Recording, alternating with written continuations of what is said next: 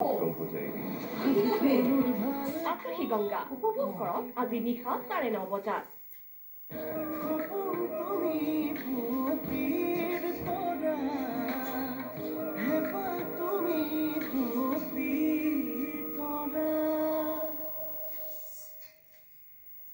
Sir CCTV ফুটেজবোৰ আহি গ'ল।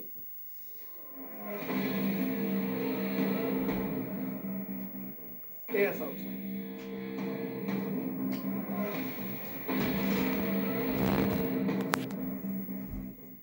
Sir কথাবোৰ আমি ভবাৰ দৰে যিটো সময়ত আমি ৰেড মাৰিবলৈ গৈছিলোঁ সেই সময়ত এই মানুহজন বিল্ডিংটোৰ ওচৰে পাজৰে আছে। এখন তেওঁৰ গাড়ী আৰু এখন চাওক তেওঁৰ হাতত এটা বেগ আছে। ওচৰত 3-4টা চিচিটিভি কেমেৰাত তেওঁৰ হাতত বেগ থকাটো ধৰা পৰিছে। এই ফুটেজটো 9:15 ঠাইখিনিৰ পৰা ঘূৰি অহাৰ পিছত কিন্তু তেওঁৰ হাতত বেগটো নাই। এয়া চাওক দুইখন হাত খালী। তাৰমানে মোৰ সন্দেহটো ঠিকেই আছে।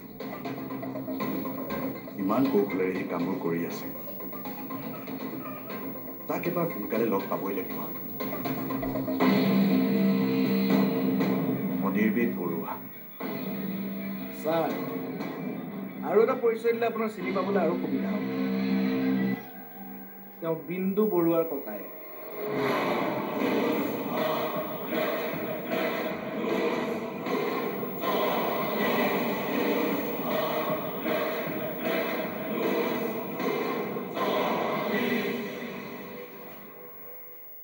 আমি এতিয়া আৰু এনেকৈ হাত সাৱটি বহি থাকিলে নহ'ব। কিবা এটা আমি নিশ্চয় কৰিব লাগিব। সি অকল মোৰেই নহয়, আপোনাৰো ৰেপুটেশ্যন নষ্ট কৰিছে। কালি পৰহিলৈকে এটা সাধাৰণ ড্ৰাইভাৰ হৈ থকা মানুহে আজিৰ তাৰিখত আমাৰ পৰা এটাকৈ কাম কাঢ়ি দি আছে। ময়ো তাকেই ভাবিছোঁ, এটা সাধাৰণ ড্ৰাইভাৰে ইমান কোটি টকাৰ কাম কৰিব পৰা কেনেকৈ হ'ল? তাৰ প্ৰতিটো কামেই সি আমাতকৈ বহুত কম ৰেটত কৰি আছে। কিন্তু ব্যৱসায়ত এইবোৰ প্ৰতিযোগিতা আছেই। সকলোৱে যিমান পাৰে কম ৰেটত কামটো কৰিবলৈ বিচাৰে। মই সেইটোক লৈ চিন্তা কৰা নাই, কিন্তু চিন্তা কৰিছোঁ তাৰ পৰিৱৰ্তনটো লৈ। ইমান কম সময়ৰ ভিতৰত মানুহে কেনেকৈ ইমান উন্নতি কৰিব পাৰে? 0ৰ পৰা ডাইৰেক্ট কোটি টকাৰ কণ্ট্ৰেক্ট। আৰু সি আমাতকৈ 30-40% কম ৰেটত কৰে। তাৰ নিশ্চয় কিবা এটা বেলেগ উদ্দেশ্য আছে।